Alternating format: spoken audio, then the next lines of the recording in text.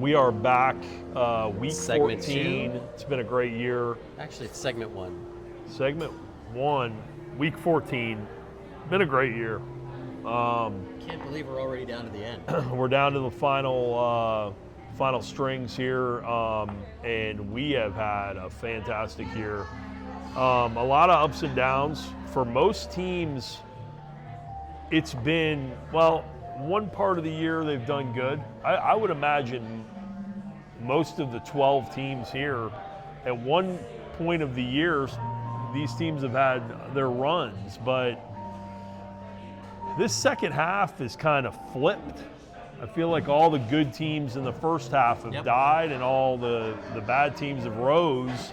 And Same Danny, who's just in the world all on his own. Danny just keeps on winning. Yep. But anyway, I digress. Let's go to game number 1 here in the black and blue. We'll keep it here to Austin. Here in Austin. And it's Boo Shelley versus Al. Al's 8-5, Boo Shelley 6-7. This is a very meaningful game in the black and blue. Boo Shelley wins, and he's got a really good chance of getting in. Very good chance. He's got some good tiebreakers. We talked about he's got the tiebreaker over JB and Higgy. He does not have the tiebreaker over JB and Tony, not Higgy. So he's got 2 of them. He can get in with a win here. This would be big. Allen needs to win here, or he could lose the division. He has a 28-point lead over me, or I have a 28-point lead over him. If I win and he loses, we both finish 8-6. I win the division. So, big game for you. Look, division champ has a payout. So there's that. There's very big. Second round or first round bye. You know, being the 2 seed gets your first round bye. So there's a lot at stake for me. There's a lot at stake for Boo. A loss would be, I wouldn't say it's devastating for me, but it would be devastating for Boo. Well, think about it. 8-6. You know, if Summers loses, you're right about the 2 seed. Me and you get that 2 seed, or Tony could get the 2 seed. Tony gets the 2 seed. He wins, Panda loses, Think about I lose, that. Tony shoots up the board. All 3 of us have a shot for that 8-6 2 seed. That's an amazing spot to be in because you get the bye. Like you said, you're already in the Final 4. Yep. Let's take a look at Al's team.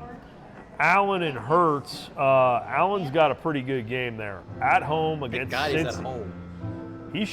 This should be a game where he blows up. Little Lionel Richie here on the piano. He's really strumming them keys. Hurts versus the Chargers. Williams and Mason in the backfield. Is Aaron Jones out for a long time? He might be He out. might be. this So week. I saw you paid Paid a lot of little money shoulder for him. ding. I paid a lot of money for 2 backup guys. Saw that. Devontae Smith and CeeDee Lamb at wide receiver and Kelsey at tight end. Good looking squad. I mean, it definitely to me looks like 125, 130. Let's take a look at Boo. Caleb Williams and Mayfield should be back. Gibbs and Hunt in the backfield. Adams and Harrison. They're a little banged up. And then Andrews at tight end. Doesn't look very good on paper versus a team that could score 130. This might be all for Boo. I'm going to call this. Al's going to get the win that he desperately needs, gets himself to 9-5, and wins the division.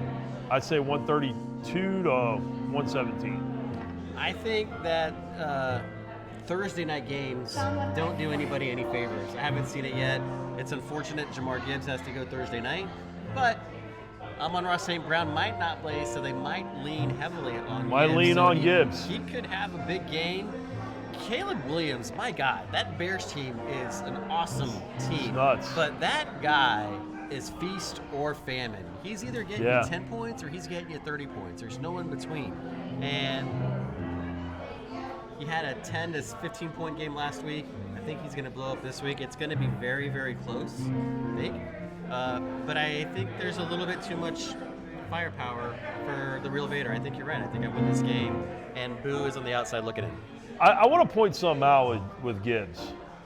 Dating back to week 7, it's either feast or famine with Gibbs too.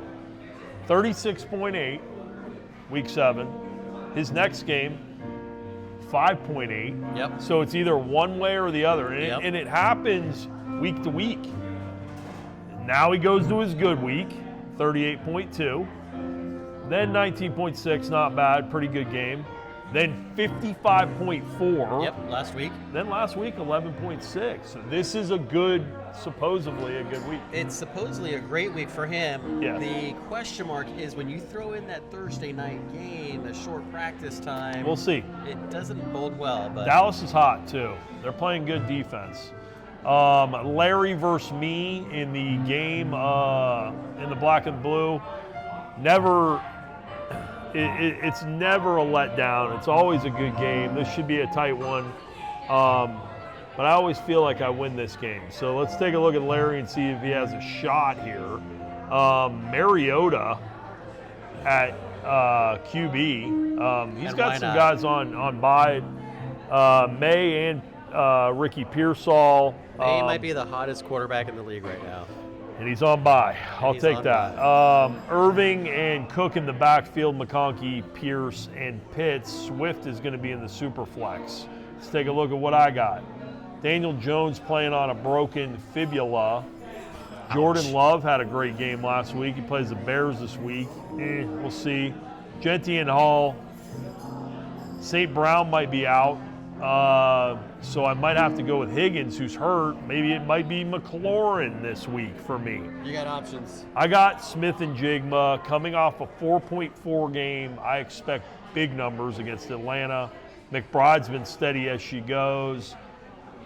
I think I got a good shot here, but I don't think it'll be that much of a blowout. I think it's going to be tight.